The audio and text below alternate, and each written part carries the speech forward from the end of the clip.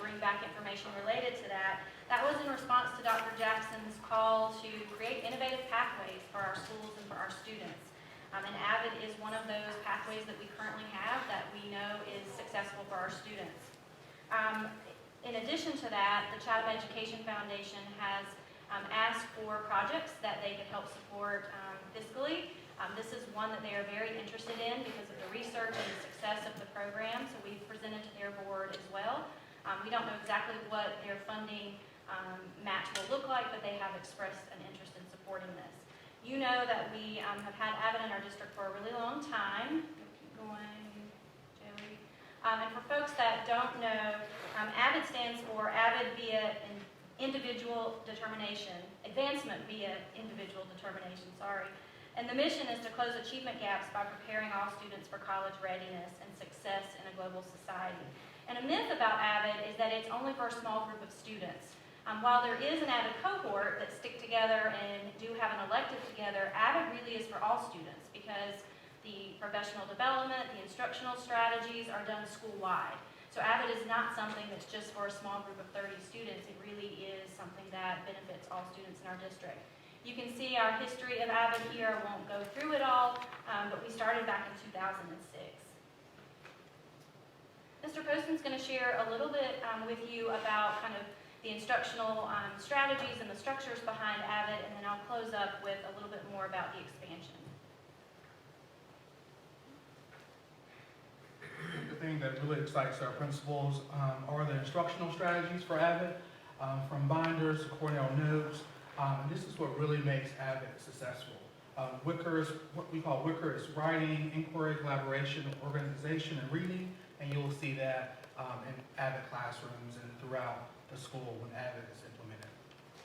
That organizational piece of Wicker can be binders, calendars, portfolios, and also can be in a digital format too. And our kids really respond well to that organizational structure.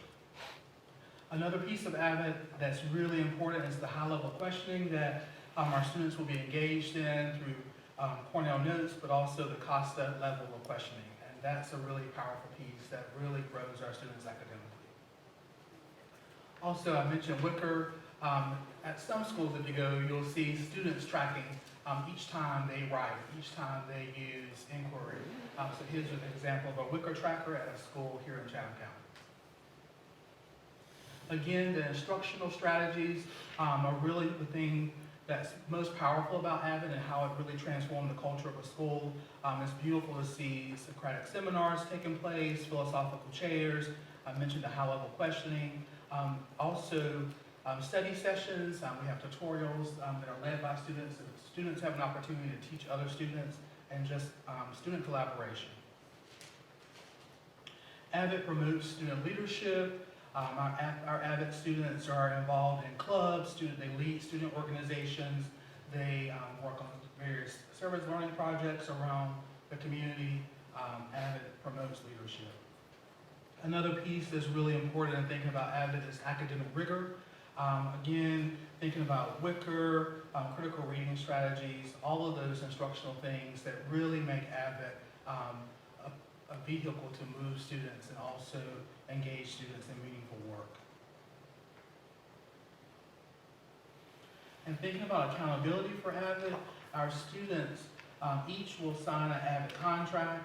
The contract includes support that will be provided by the AVID elective teacher.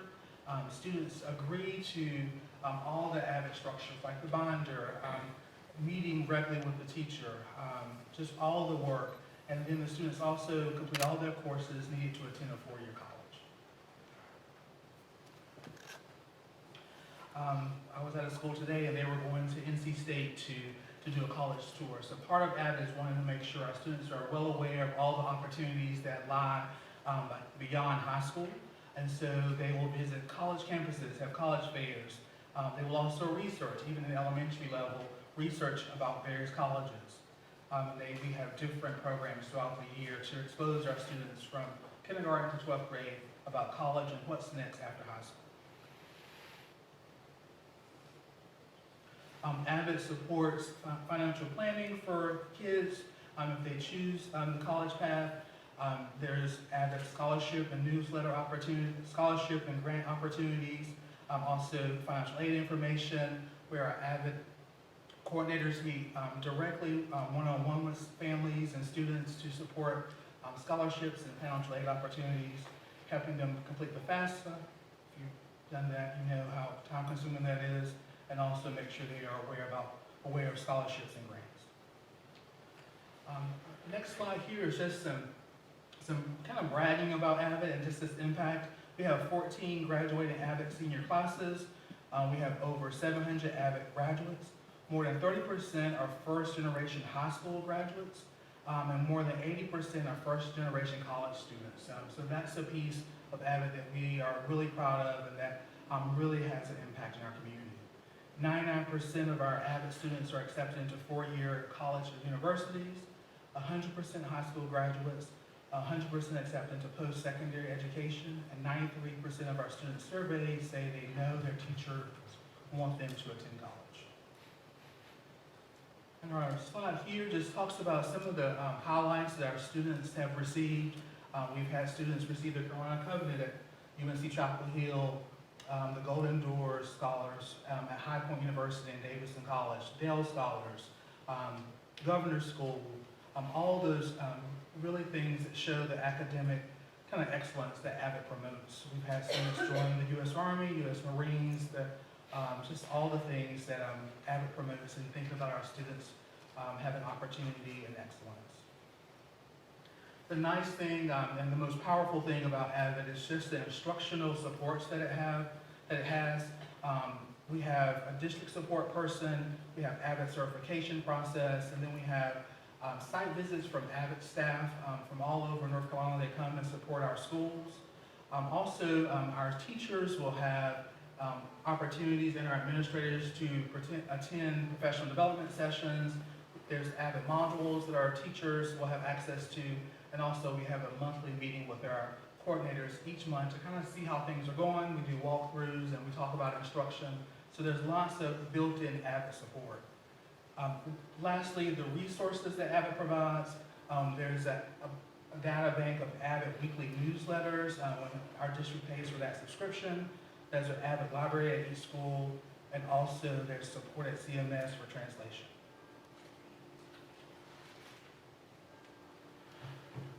Okay, so where do we go from here? AVID is not easy to implement, and we want to do this right, and we want to be very measured and targeted in how we expand. And we might have questions, why can't we just do it at every single school? And that might be something we could work towards, but we feel very strongly that we want to roll this out in a targeted way so that we can have the appropriate professional development and ensure that we have the district support to be able to provide that level of support at the district that's necessary. So what we're recommending is that we start this next school year adding on our K-8 schools. You may recall this year we added on Horton Middle School, so they're in their planning year this year. So we would work this year to identify that funding and start our K-8s next year. That would mean that they would start this summer, attending the Summer Institute and beginning to get that training. One of the aspects of AVID is that in your first and second year, you have required professional development that is not optional. In order to be able to continue with the certification process, you have to send a certain number of teachers to those Summer Institutes. So we would begin that now, if approved. We would then work to phase in additional elementary schools in 2025 and beyond and seek district certification for our district in 2027. And if you go to the next slide, I'll break down a little bit about the cost. One thing that AVID does not make easy is their cost structure. And part of that is because the years change depending upon if you're in a planning year or if you're in a sustaining year. So when the numbers look like they change, it's not your imagination that they do change. And so they'll start off high, then they'll go low, and you'll see it go back up and back down. So in 21-22, for all of our current schools and Horton, our existing cost for that is $50,683. The projection to continue next year would be continuing with that amount and then adding K-8 schools, which is $86,990. And that includes all of the professional development. It does not include travel because that part's a little harder to estimate at this point in time. There are AVID institutes in a variety of different states, and so cost would vary depending upon that. But the total for the first year of adding all K-8s and our existing sites would be the highest amount we would be adding, which is $137,673. You'll notice in 2023-24, the projection for that cost would be to continue the sites that we've added, which would be the K-8s, which would be $57,428. We could then consider adding 5 elementaries and the 1 remaining middle school, which is Pollard. That would be $59,911, a total of $117,339. And then you'll see that final year in 24-25, it would be a sustaining cost of $80,822. So you see those pricing amounts shift based off of the professional development that's required and the number of staff we would have to get through training. But the overall commitment would be around $80,000 to $100,000 a year to have all of our schools as added sites. Also, the reason that we chose not to add on Pollard at this particular juncture is because it is a newer dual language school. They're still kind of getting their feet wet and getting that program built out. And we know that an area that we're also exploring for our district might be IB programs, and so we don't want to add the Christmas tree effect and have too many programs and too many schools. So we have asked AVID for some advisement on schools that have dual language in AVID, schools that have IB and AVID, and we want to go visit some of those sites, and so that's why we've elected to leave that particular school a little further down in the process. So that is our recommendation for how we would continue to expand AVID, and we're happy to answer any questions. I move the Chatham County Board of Education approve the expansion request to expand the AVID program for all K-8 schools beginning in the 2022-2023 school year. Second. It is a fantastic program. You've aged me. The 2006-2007 was my last year in Chatham County schools, so I was on the team when they first chose those. So I've done one of the institutes, and it's to watch children have to keep up with their binder and make sure that they're organized, and it's just fantastic. So thank you.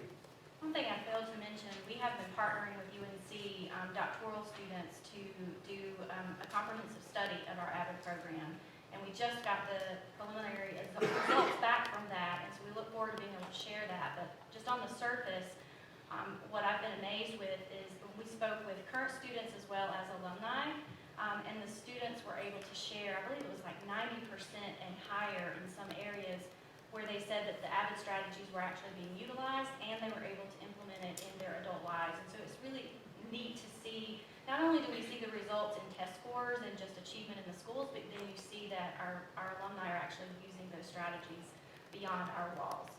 So we'll share that with you once we get the final results. Any other comments? I was just wondering how it is an ordeal to implement this in the school. It's a big deal, I know that. How's that going to merge with the implementation of the Science of Reading, the SOR? Because that is a major initiative. And you said you didn't want to do it at Pollard because there'd be too much going on. Well, is this going to be too much going on? I'm for it. I'm not saying, I'm not going to vote against it, but I'm just saying, yeah, how much are we throwing on the teacher's plate here? Because Sure. it's going to be a lot. So in the planning year, there is training, and we will be able to guide which level we start with. So for example, at Virginia Cross, they started with 5th grade, and they added on grade levels. So I would suggest for our K-8 schools that we probably don't have AVID training for our K-3 teachers while they're doing letters training. So we'll work to stagger with the schools and look at those training schedules. And that kind of gradual build upon by grade level has worked well in other schools. And there will be some things with AVID that we can do within regular faculty meetings that won't be additional burden for teachers. Usually teachers really love the professional development from AVID. It's high quality materials and resources. And I guess my other statement is a statement, not a question, because when you roll this out, any new program, you send people to Philadelphia and all and whatnot, and we don't have all our teachers in place, and they trickle in, they trickle out, and, you know, this year's been a challenge for every school district in the state, so it's not just us. How do you keep up? I mean, you know, because you bring somebody in October, and then you bring somebody in January, and then you're doing this program, and how do you balance? That's your job. So AVID has a nice structure for this. They have modules that we can utilize within the district. We also have, thanks to Chatham Central being a demonstration site, which we failed to mention earlier, we have trainers. So we have staff in our district that are AVID trainers that can do trainings in-house. So you are required to send a certain number of staff to the Summer Institute, but every staff member does not have to go to the Summer Institute. And then we also talked with the AVID leaders last week when we had a meeting with them about bringing in some AVID trainers here to the district since we're going so widespread. They had done away with that practice and were making all districts kind of go through the Summer Institute way, but they'll allow us to do some path training here since we are expanding on such a large level. So we think that between the modules and the path allowing folks to come in and train, plus our district trainers will be set to be able to continue to maintain programming. Well, I'll say anecdotally, which is different from the wonderful data you're collecting from alumni and people that have been through the AVID program. When I'm in Siler City talking to teenagers and I ask them, how's school? And I can't tell you how many times kids have said, I'm an AVID, and they're really proud about that. And I get the sense that it really builds confidence in them, and they were just, yeah, that was one of the first things they shared. So I've had that happen multiple times. So anyway, I love that. I love seeing that on their faces. So I'm actually surprised at the cost, that it's as low given the deep impact and the volume of students it impacts, so. There was a lot of negotiation that took place. Nice job. We also have a lot of connections with former Chatham employees who are in AVID now. And so And county commissioners. they work very closely with us, so we've worked really hard to get the cost down. And with AVID, the cost structure is, if you add one school, it's a pretty high price. When you get to a 10 and a 15 and a 20 school bracket, you start to receive price drops. Big bang for the buck, so nicely done. Thank you. Ms. Tyler, if you'll poll the board. Yeah. We've been, since we're sending this out digital, you know, as far as social media, so yeah. Aye. Ms. Wilson. Aye. Mr. Leonard. Aye. Aye. Ms. Turner. Aye. Thank you. Thank you, Dr. Moran, and school safety